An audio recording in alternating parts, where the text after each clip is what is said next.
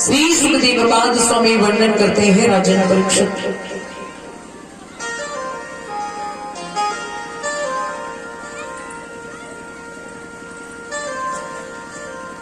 सभी देवतागण विचार विमर्श करते हैं कि अभी तो भोले बाबा समाधि में है, समाधि में लीन है। कैसे भगवान भोले बाबा की समाधि टूटे तब जाकर के उनका विवाह होगा। ये देवतागण आपस में संधि कर रहे हैं,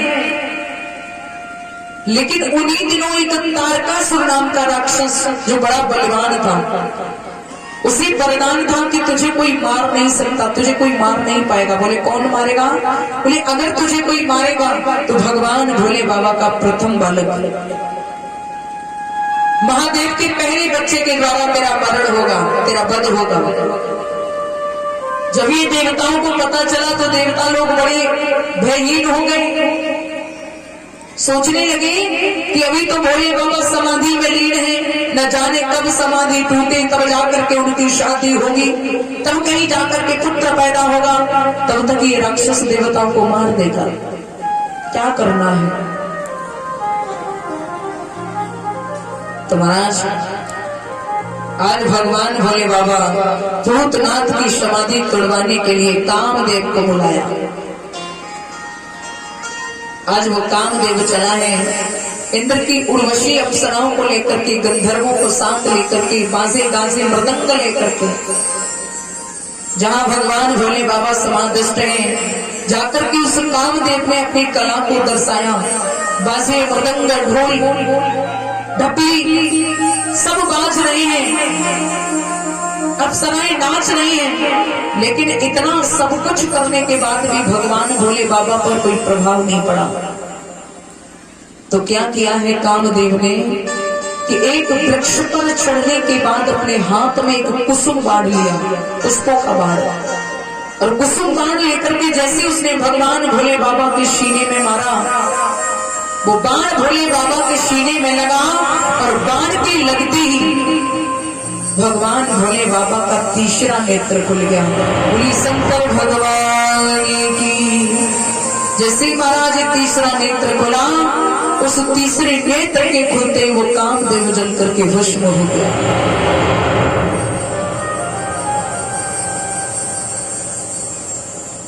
जब कामदेव जल गया है, समाधि तो टूट गई। जब ये कामदेव की पत्नी रति को पता चला कि भगवान भोले बाबा के द्वारा मेरे पति भस्म हो गए हैं, तो वो रति भगवान भोले बाबा के पास में आई और रोने लगी। भोलेनाथ, आपने मेरे पति को मारा है, आप मेरे पति को पुनः जीवन दान दें। तो भोले बाबा ने कहा कि हे रति, जब तुम्हारे पति दुनिया से चले गए हैं तो हम तुम्हारे पति को तो मिला सकते हैं, लेकिन तुम्हें पति तो मिलेगा, लेकिन ऐसे नहीं मिलेगा। बोले कैसे मिलेगा? जवाब दिया, तुम्हें तुम्हारा पति तो मिलेगा, लेकिन एक बालक के रूप में मिलेगा, बच्चे के रूप में मिलेगा। मालूम है क्या कहा भगवान भोले बाबा ने? सुनो रति, कि तू सजना पाएगी। हे रति, पर सजना पाएगी। सजना और सजना, परीक्षित महाराज, कितना अंतर है। एक सजना का मतलब होता है पति और एक सजना का मतलब होता है श्रृंगार। तो भोले बाबा कह रहे तुझे तुम्हारा पति तो मिलेगा, लेकिन तुम सज नहीं पाओगे, श्रृंगार नहीं कर पाओगे। क्यों? कि तू सजना पाएगी, पर सजना पाएगी। सजना पाएगी, पर सजना पाएगी।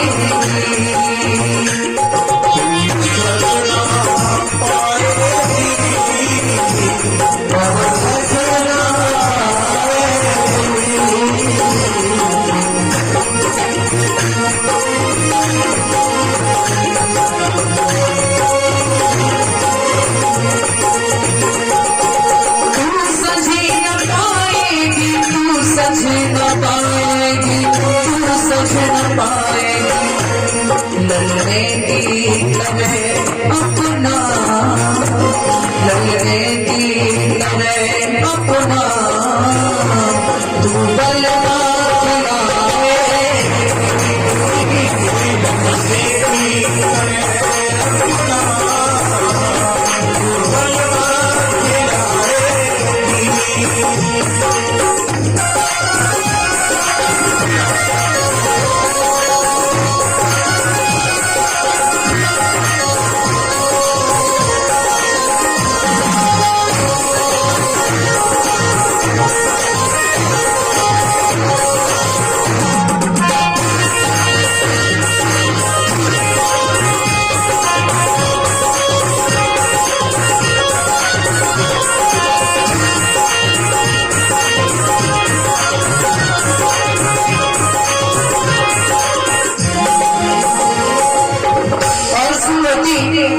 तेरे और तेरे पति की उम्र में कितना अंतर होगा। तेरी उम्र कब से 40 गुनी होगी,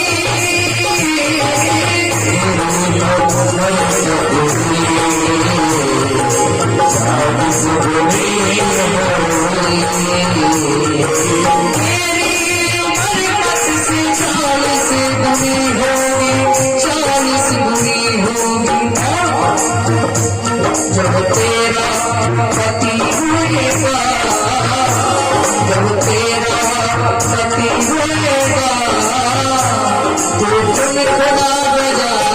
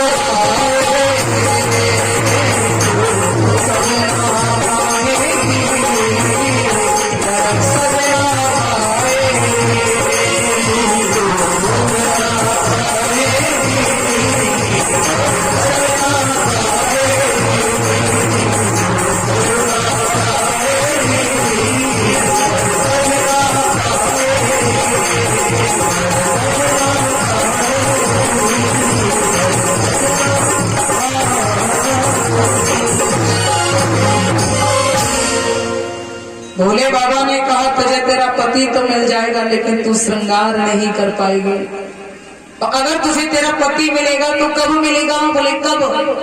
बोले अभी नहीं, द्वापुर में। भगवान कन्हैया के पुत्र प्रद्युम्न जिसे एक शंभरासुर नाम का राक्षस उठा लेकर के जाएगा, तुम उस राक्षस के घर पे रसोई का काम करोगी, वहां तुम्हें तुम्हारा पति मिल जाएगा।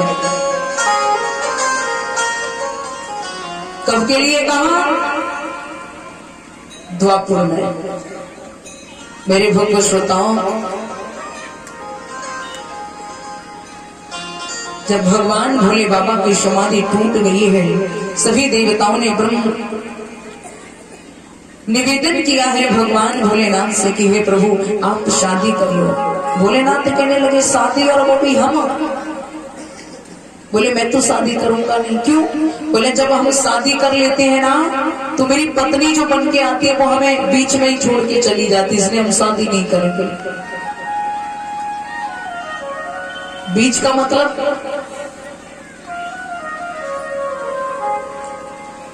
क्योंकि भैया सती भी छोड़ करके चली गई तो मुझे विश्वास नहीं होता। तो भगवान भोले बाबा के लिए जब कहा तो भोलेनाथ से देवताओं ने कहा चिंता मत करो,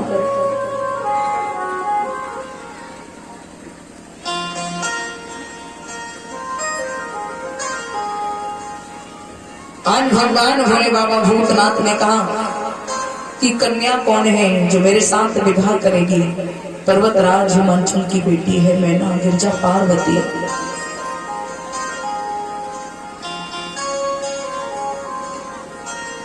भगवान भोले बाबा मैया गिरजा के साथ में विवाह करने के लिए राजी हो गए।